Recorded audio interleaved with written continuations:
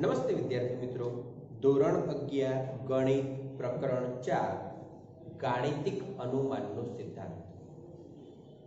મિત્રો, પ્રકરણ નવું છે, પરંતુ એકદમ સરળ પણ છે અને પ્રકરણ એટલું જ નાનું છે.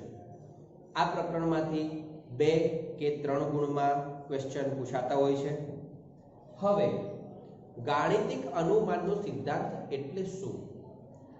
તો સામાન્ય રીતે તમને એમ કહું કે કોઈ એક વસ્તુ માટે કોઈ એક વાક્ય સત્ય હોય,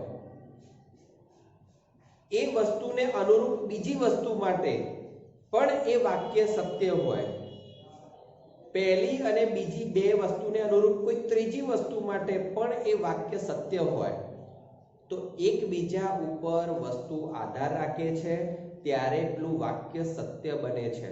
તો આવી રીતે એક પછી એક વસ્તુ માટે વાક્ય સત્ય રહેતું હોય તો એને આપણે ગાણિતિક અનુમાનના સિદ્ધાંત તરીકે ઓળખીશું. તો બુકમાં આપણે જોઈએ તો એક ઉદાહરણ એ રીતે આપેલું છે કે જુદી જુદી તકતીઓ આમ ઊભી કરેલી છે. ધારો કે કોઈ એક તકતીને આપણે પાડીએ તો એ તકતી બીજી તકતી ઉપર પડશે, તો બીજી તકતી પણ આપોઆપ પડવાની છે.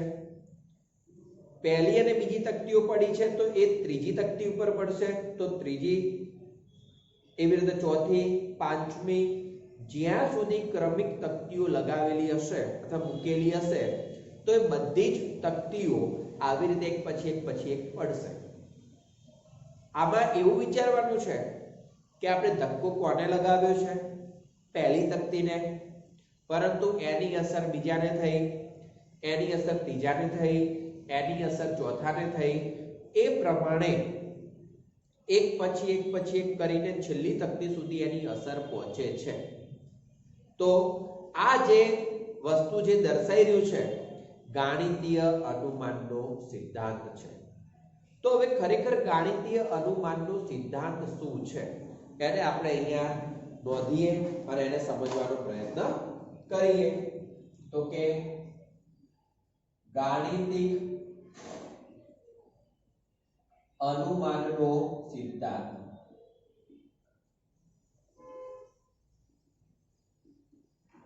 હવે ગાણિતિક અનુમાનના સિદ્ધાંતમાં સૌથી પહેલા કોઈ પણ વિધાન આપેલું હોય. હવે વિધાન કેવા હોય? તો મિત્રો, આના માટે તમે બુકની અંદર જે પણ ઉદાહરણો છે એમની રકમ જુઓ, સ્વાધ્યાય 4.1 કરીને જે સ્વાધ્યાય આપ્યું છે એની રકમો જુઓ, તો એ બધી જે રકમો છે એ આપણા માટે પીએન છે. એ દરેકને આપણે એક વિધાન તરીકે વિચારવાનું છે. તો ધારો કે વિધાન આપ્યું છે પીએન, વિધાનને આપણે શાના તરીકે ઓળખીશું? પીએન. જ્યાં એન શું છે? એક પ્રાકૃતિક સંખ્યા છે. એન શું છે? પ્રાકૃતિક સંખ્યા. એટલે કે small n belongs to capital N માટે pn એક વિધાન છે. તો આ રીતે આપણે એનો ઉલ્લેખ કરીએ. Small n belongs to capital N માટે pn એક વિધાન છે. બરાબર? આવી રીતે સૌથી પહેલા તો તમને રકમમાં એક વિધાન આપેલું હશે જેને આપણે pn તરીકે ઓળખી લેવાના. હવે એ વિધાન જે છે એ વિધાન n બરાબર 1 માટે એટલે કે p1 સત્ય થવું જોઈએ. શાના માટે સત્ય થવું જોઈએ? n બરાબર 1 માટે સત્ય થવું જોઈએ. એટલે કે p1 સત્ય થવું જોઈએ.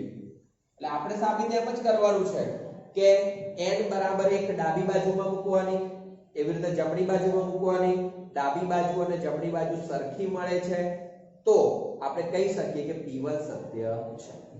હવે p1 સત્ય થાય તો એના પછી કોઈ k belongs to n માટે pk સત્ય છે, આવું આપણે ધારી લેવાનું છે. તો આગળ આપણે શબ્દ લખી દઈએ, ધારો કે. સમજો, સૌથી પહેલું કામ કયું કર્યું? n = 1 માટે p1 આપણે સત્ય સાબિત કર્યું. એના પછી k belongs to n માટે pk સત્ય છે એવું આપણે ધારી લીધું છે. હવે pk સત્ય છે એવું ધારીને આપણે pk+1 સત્ય થાય એવો પ્રયત્ન કરવાનો. તો સત્ય થાય કેવી રીતે? તો કે ડાબી બાજુ માટે k+1 નો ઉપયોગ કરવાનો અને એની અંદર pk વાપરીને અથવા pk નો ઉપયોગ કરીને આપણે એમની જમણી બાજુ મેળવવાની થશે. તો સત્ય છે એવું ધાર્યા પછી pk+1 સત્ય સાબિત કરવું. અહીંયા મુખ્ય કામ થશે pk+1 જે સત્ય સાબિત કરવાનું છે એ કામની અંદર આપણે ગણતરી આવશે અને એ જ ગણતરી આપણે વ્યવસ્થિત રીતે સમજવાની થશે. બરાબર. હવે pk+1 સત્ય સાબિત થઈ ગયું તો આનો મતલબ એવો થાય કે pk સત્ય છે તો જ એના આધારે pk+1 સત્ય છે. બરાબર. અને હવે p1 સત્ય હતું પછી આપણે k સત્ય લીધા તો k+1 મળ્યું. તો આવી જ રીતે ગાણિતીય અનુમાનના સિદ્ધાંત પ્રમાણે pn સત્ય છે એવું કહી શકાય. તો જે પરથી pn સત્ય છે તેમ સાબિત કરી શકાય. ઓકે. તો આ આપણું કામ થયું જે ગાણિતીય અનુમાનનો સિદ્ધાંત છે. મિત્રો એક જ રીત છે ચેપ્ટરમાં, બરાબર, ગાણિતીય અનુમાનનો સિદ્ધાંત. ભલે એ રીતની અંદર જુદા જુદા 3-4 પ્રકારના દાખલાઓ આવે છે, પરંતુ આપણે એક પ્રકારની રીત વ્યવસ્થિત સમજી લઈએ તો આપણું કામ થઈ જશે. રીત કેવી છે એ મગજમાં આવવું જોઈએ. ફરીથી રીત સમજી લેજો. આપેલા વિધાનને pn તરીકે લઈ લેવાના. પછી n બરાબર 1 માટે p1 સત્ય છે એવું આપણે સાબિત કરી લેવાનું. પછી k belongs to n માટે pk સત્ય છે એવું આપણે ધારી લઈશું. એના પછી pk+1 સત્ય સાબિત કરીશું અને એના ઉપરથી pn સત્ય છે તેમ આપણે સાબિત કરી શકીએ. તો એ વાક્ય છેલ્લું આપણે લખવું હોય તો એ રીતે લખી શકાય કે માટે ગાણિતીય અનુમાનના સિદ્ધાંત પરથી for every small n belongs to capital N માટે pn સત્ય છે. તો આ રીતે આપણે એનું કામ કરી શકીએ. તો મિત્રો તમે આ જે છે ગાણિતીય અનુમાનનો સિદ્ધાંત છે, બરાબર છે કે એક પરથી બીજું, બીજા ઉપરથી ત્રીજું એમ આપણે સાબિત કરી શકીએ છીએ. તો બસ આ જ ગાણિતીય અનુમાનના સિદ્ધાંતથી હવે આપણે ખાલી સ્વાધ્યાય અને ઉદાહરણના દાખલા ગણવાના થશે. તો સૌથી પહેલા આપણે ઉદાહરણ નંબર 1 નો અભ્યાસ કરીએ. ચલો ઉદાહરણ નંબર 1. મિત્રો પ્રકરણ એકદમ સરળ છે, સમજવાનો પ્રયત્ન કરજો. હું અહીંયા આ સાઈડ લખું છું એક્ઝામ્પલ 1. અહીંયા ઉદાહરણ અને સ્વાધ્યાયના દાખલા આપણે મિક્સમાં લખીશું, કારણ કે જે રીતનું ઉદાહરણ હશે એ પ્રકારના સ્વાધ્યાયના દાખલાને આપણે ગણવાનો પ્રયત્ન કરીશું. તો સૌથી પહેલા ઉદાહરણ 1. ઉદાહરણ 1 માં આપ્યું છે n greater or equal 1 માટે સાબિત કરો કે pn, ચલો 1 square plus 2 square plus 3 square up to plus n square equal to n plus 1 to n plus 1 upon 6. જો મિત્રો રકમ છે પણ રકમની અંદર આ જે આપણા માટે એક વિધાન કહેવાશે જેને આપણે pn તરીકે લખી લીધા છે. હવે આપણું જે ગાણિતીય અનુમાનના સિદ્ધાંત માટે જે કામ આપણે વિચારી રહ્યા છીએ એના આધારે તમે જુઓ કે પહેલા તો pn તરીકે વિધાન લખી દીધું. હવે કયું કામ કરવાનું છે? p1 સત્ય છે એવું આપણે સાબિત કરવાનું છે. તો એક પછી એક સ્ટેપ સમજતા જજો. ચલો n equal to 1 માટે આપણે સૌથી પહેલા ડાબી બાજુ લખીએ. હવે મિત્રો pn નો મતલબ એવો થાય કે આપેલા પદની ડાબી બાજુમાં ટોટલ n પદો છે એવું કહી શકાય. અને એ n પદોનો સરવાળો આવો થાય છે આમ પણ તમને જો કદાચ યાદ હોય તો વર્ગના સરવાળાનું કોઈ સૂત્ર જો તમને મગજમાં હોય તો નથી તો એ 11મા ધોરણમાં આવે જ છે, તો એ સૂત્ર જ છે, બરાબર છે। તમે ફક્ત ને ફક્ત પ્રાકૃતિક સંખ્યાઓના સરવાળાનું સૂત્ર જાણો છો n * n+1/2 જે 10મા ધોરણમાં શીખી ગયા છો, બરાબર। પરંતુ અહીંયા પ્રાકૃતિક સંખ્યાઓના વર્ગોનો સરવાળો છે, તો વર્ગોના સરવાળા માટેનું સૂત્ર આ પ્રકારે થશે। તો એ સૂત્રને પણ યાદ રાખવું પડશે આપણે, એટલે પછીથી જ્યારે ચેપ્ટરમાં શીખીશું ત્યારે। તો ડાબી બાજુમાં આપણે ફક્ત ને ફક્ત એક જ પદ લેવાનું છે। કુલ n પદો આપ્યા છે, pn છે, એટલે આપણે n બરાબર 1 માટે વિચારીએ છીએ તો ફક્ત ને ફક્ત એક જ પદ લેવાનું, જે પહેલું છે તે। તો ડાબી બાજુ એટલે કે 1 નો વર્ગ બરાબર 1। ચલો હવે આપણે એ જ રીતે જમણી બાજુનો વિચાર કરીએ। જમણી બાજુ, તો જમણી બાજુમાં આ આપણી પાસે પદ છે, એ પદમાં n ની જગ્યાએ કેટલા મૂકવાના થાય? 1 મૂકવાના થાય। તો n ની જગ્યાએ 1 મૂકીએ, 1 1 + 1 2 કૌંસમાં 1 + 1 ભાગ્યા 6 1 × 2 × 3 ભાગ્યા 6 અને 6 ભાગ્યા 6 એટલે થઈ ગયા 1। તો જુઓ ડાબી બાજુ અને જમણી બાજુ કેવી મળી છે? સરખી મળી છે। તો આપણે આવો ઉલ્લેખ કરવાનો, માટે ડાબા બરાબર જબા અને માટે p1 સત્ય છે। તો એક કામ આપણું થયું, જે અહીંયા બને કે p1 સત્ય થવું જોઈએ, તો એ p1 સત્ય છે એટલું કામ આપણું પત્યું। હવે એના પછી આપણે કામ કયું કરવાનું છે? આ વાક્ય જ લખી દેવાનું છે કે કોઈક k * n માટે pk સત્ય છે એવું આપણે ધારી લેવાનું છે। તો ચલો એ વાક્ય સમજો, એક કામ પત્યું, હવે બીજું કામ શરૂ થાય છે। ધારો કે કોઈક k * n માટે pk સત્ય છે, બરાબર। હવે pk સત્ય છે તો આપણે pk તરીકેનું પદ કેવું થાય એને આપણે લખવાનું છે। સમજો મિત્રો, k * n માટે વિચાર કરવાનો છે અને એમાં પણ k ની કિંમત હવે 1 કરતા મોટી આપણે મગજમાં લઈશું। તો pk, તો જેવી રીતે pn અહીંયા લખ્યા છે તો એમાં n નો ઉપયોગ થયેલો છે, તો pk માં n ની જગ્યાએ ફક્ત k મૂકી દેવાના છે। તો n ની જગ્યાએ આપણે k મૂકીએ તો શું થાય? 1² + 2² + 3² up to k² equal to k into k + 1 into 2k + 1 upon 6। સમજી લેજો, pk સત્ય છે એવું આપણે ધારી લીધું છે, તો પછી pk કેવું થાય એ આપણે લખી દીધું છે। લખવાનું કારણ એ છે કે pk નો ઉપયોગ આપણે pk + 1 માં કરવો પડશે।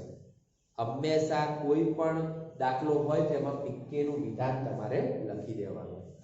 હવેનું ત્રીજું કામ, n બરાબર k + 1 માટે। ચલો એની ડાબી બાજુ શું થઈ શકે? તો મિત્રો, જેવી રીતે n માટે n પદો લખ્યા છે, k માટે k પદો લખ્યા છે, તો k + 1 માટે કેટલા પદો લખવા પડશે? k + 1 પદો લખવા પડે।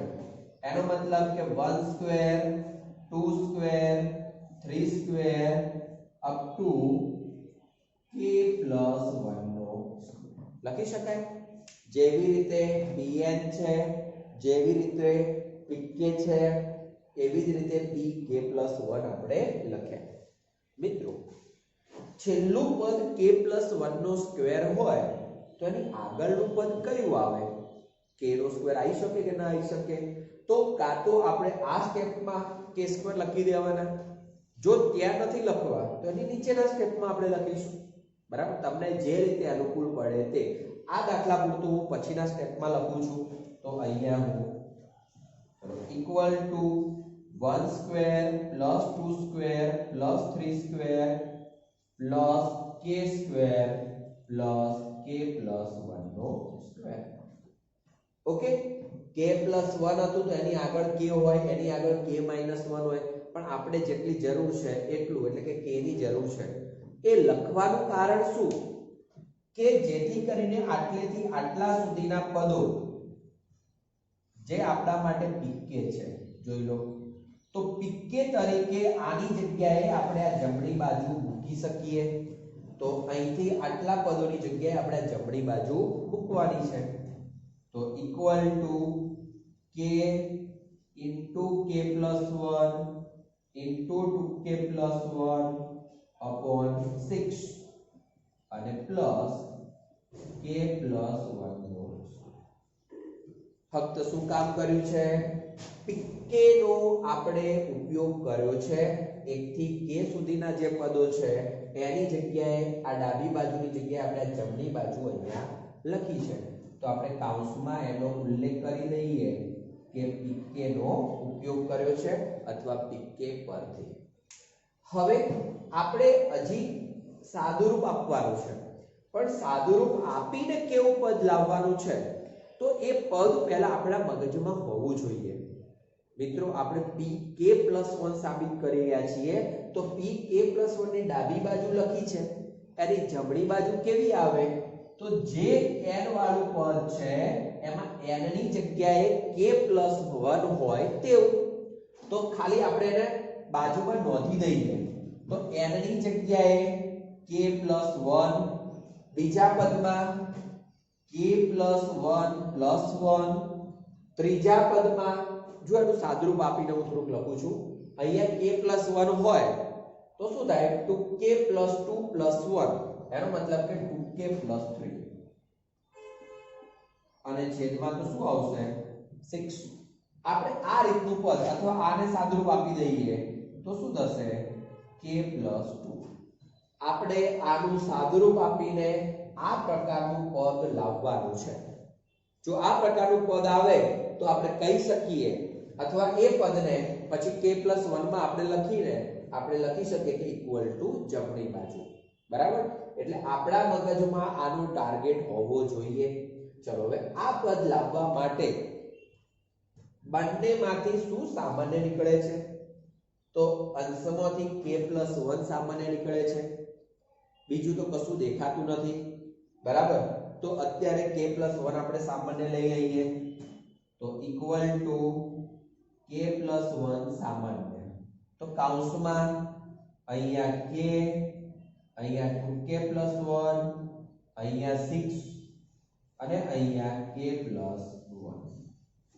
ચલો આપણે લસા લઈને ત્યાં સાદુરૂપ આપવાનું છે. તો ઇક્વલ ટુ k+1 કૌંસમાં 2k² plus k plus 6k plus 6 upon 6. બરાબર? ચાલો તો એ રીતે આપણે વિચારીએ તો k+1, ચલો આનું સાદુરૂપ તો 2k² plus 7k plus 6 upon 6. આ જે બહુપદી દેખાય છે એના આપણે અવયવ પાડવા પડશે. ચલો એના અવયવ કેવી રીતે પાડશો? તો કે 6 દુ 12 છે અને 12 ના ભાગ પાડીને આપણે 7 લાવવાના છે. તો 12 ના ભાગ પાડીને 7 લાવવા હોય તો સ્વાભાવિક છે 4 અને 3. તો એના જે બે ભાગ પડે છે એ બંને ભાગ એક 4 આવશે, એક 3 આવશે. જેને આપણે ax² + bx + c હોય તો આપણે a વડે ભાગી દેવાના બંને પદને. ચલો બંનેને ભાગી દીધા છે. હવે જ્યાં છેદ ઉડતો હોય તો ઉડાડી દઈએ 1 અને 2. હવે જે છેદમાં પદ છે એને ચલ સાથે એટલે કે k ચલ છે તો આને k સાથે ગુણો અને એની અંદર આ પદ ઉમેરી દો. એનો મતલબ કે k+2. અહીંયા જોઈએ તો 2k+3. તો આપણે એ રીતે અવયવ લખી દઈએ. તો ઇક્વલ ટુ k+1 પછી k+2 અને એવી રીતે 2k+3 છેદમાં 6. ઓકે, તો જુઓ આપણે જેવું પદ લાવવું છે એવું થઈ ગયું. તો આ પદ રાખશો તોય ચાલશે, એ પદને તમે આવા સ્વરૂપે લખવાનો પ્રયત્ન કરશો તો પણ ચાલશે. એટલે મિત્રો હવે તમારે કેટલું કામ કરવાનું, આ પદ તમને મળે છે તો એને ખાલી આવી રીતે ડાયરેક્ટ જ આપણે લખી દઈશું. ડાયરેક્ટ એટલે કેવી રીતે, તો જોઈ લો, અહીંયા હું લખું છું તો ઇક્વલ ટુ જે પદ છે ઉપરનું n ની જગ્યાએ k+1, પછી બાજુવાળા n ની જગ્યાએ પણ k+1+1, એની બાજુમાં જે પદ છે એને પણ એ રીતે 2 કૌંસમાં k+1+1 અને upon 6. તમે જોઈ લેજો, સાદુરૂપ આપશો તો આવું જ પદ થઈ જશે. k+1 છે, આ પદ k+2 છે, આ પદ જોઈ લો 2k+2+1 એટલે કે 2k+3 છે upon 6. કેવી રીતે લખ્યું, જેવી એની જમણી બાજુ છે એ જમણી બાજુ પ્રમાણે લખવાનો પ્રયત્ન કર્યો તો આ આપણા માટે શું કહેવાશે, ઇક્વલ ટુ જમણી બાજુ. કોની જમણી બાજુ, તો pk+1 ની ડાબી બાજુ ઉપરથી આપણે જમણી બાજુ મેળવી. તો મિત્રો દરેક દાખલામાં આ કામ જે છે એ ખૂબ મહત્વનું થશે, કારણ કે તમારે અહીંયા pk નો ઉપયોગ કરવાનો છે, સાદુરૂપ આપવાનું છે અને એ પ્રમાણે ડાબી બાજુ અને જમણી બાજુ સરખી બતાવવાની છે. તો આપણે શું લખી શકીએ કે માટે pk+1 સત્ય છે, કારણ કે pk+1 માટે ડાબી બાજુ ઉપરથી જમણી બાજુ મળે છે, માટે pk+1 સત્ય છે એવું આપણે કહી શકીએ. હવે pk+1 સત્ય છે તો માટે શું લખી શકાય, આમ pk સત્ય છે તો pk+1 સત્ય છે, કારણ કે ઇમ્પ્લાઇઝ કર્યું છે, અંદર pk નો આપણે ઉપયોગ કર્યો છે. એટલે જો pk સત્ય હોય તો એના પછીનું પદ પણ સત્ય થઈ શકે. બરાબર છે. આમ અથવા માટે ગાણિતિક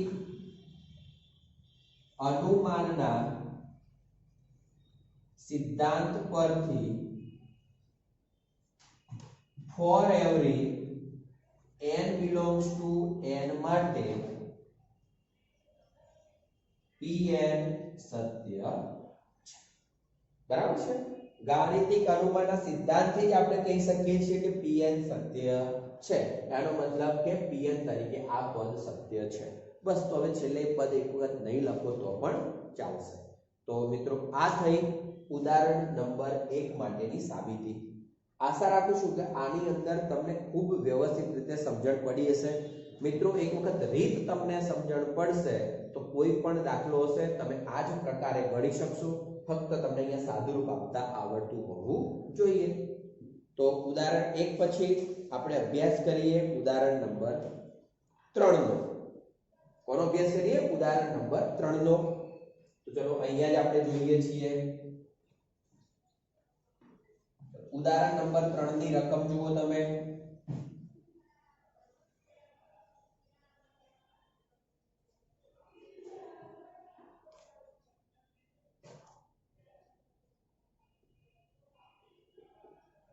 ચલો 3 ની રકમમાં પ્રત્યેક n greater or equal 1 માટે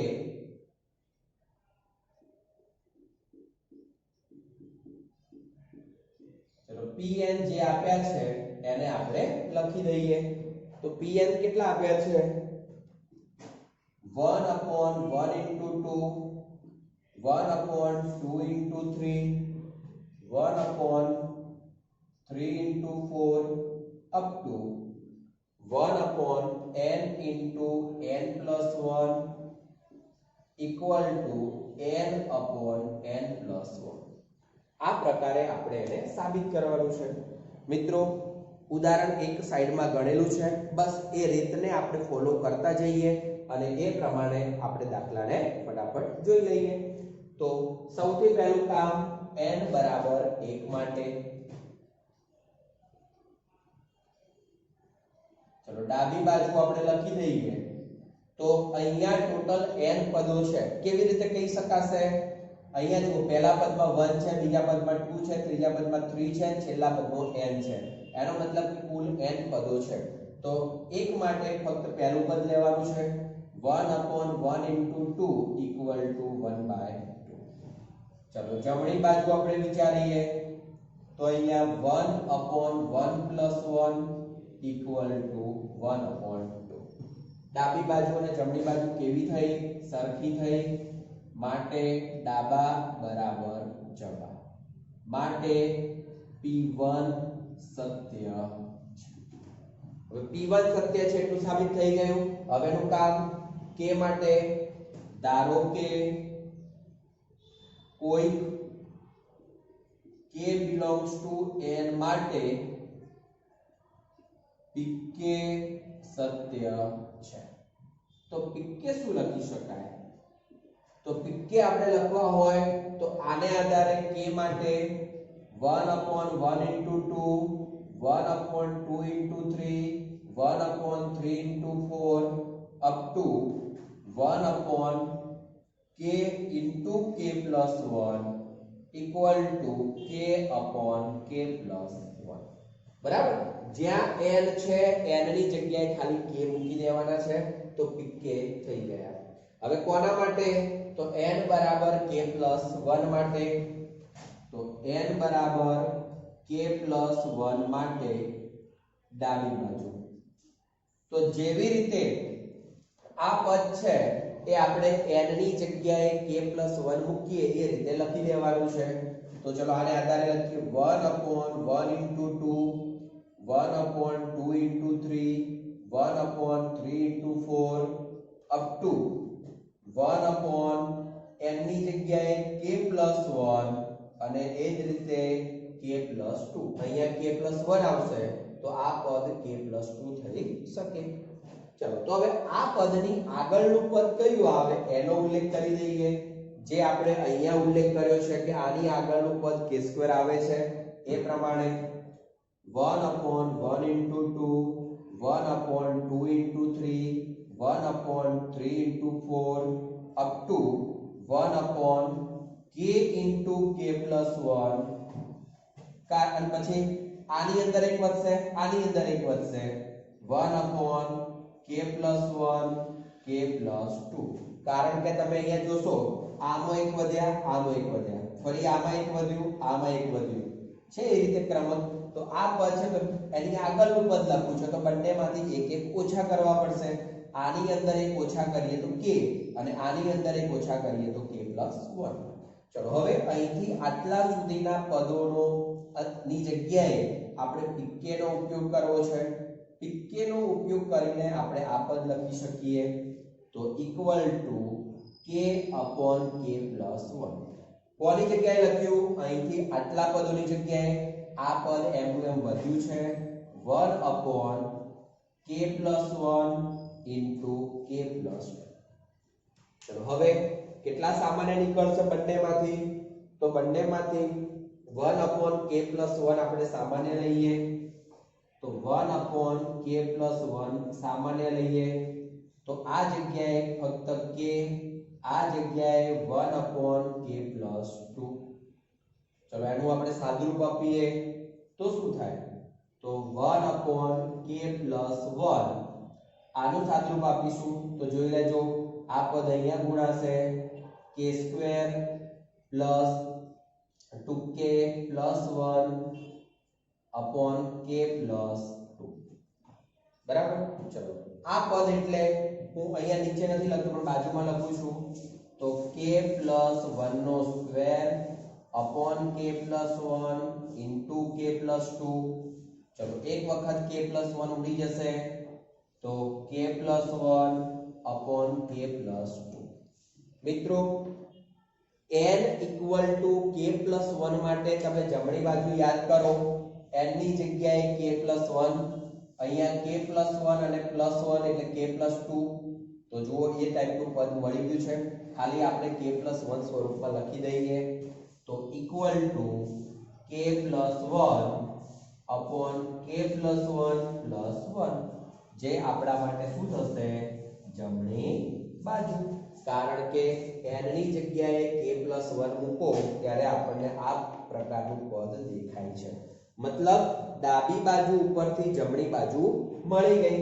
હવે ડાબી ઉપરથી જમણી બાજુ મળે છે તો આપણે શું કામ કરી શકીએ? તો અહીંયા લખી દઉં છું, માટે ડાબા બરાબર જબા. તમે નીચે લખજો, માટે p k+1 સત્ય છે, માટે pk સત્ય છે, implies pk+1 સત્ય છે. અને છેલ્લું વાક્ય આમ કરીને જે આગળના દાખલામાં લખેલું છે તે. મિત્રો જે છેલ્લા ત્રણેય વાક્યો આવશે બધામાં એક જ સરખા આવશે, કારણ કે pk+1 જે સાબિત થઈ જશે એટલે ડાબા બરાબર જબા અને એ પ્રમાણે પાછળના જે પદો છે બધામાં એક જ રીત પ્રમાણેના આવશે. તો છેલ્લું વાક્ય શું લખી શકાય? આમ ગાણિતિક અનુમાનના સિદ્ધાંત પરથી for every n belongs to n માટે pn સત્ય છે. તો આ પ્રકારે આપણે બે ઉદાહરણોને ગણવાનો પ્રયત્ન કર્યો છે. આશા રાખું છું કે બંને ઉદાહરણો ખૂબ જ સરસ રીતે તમને સમજાયા હશે.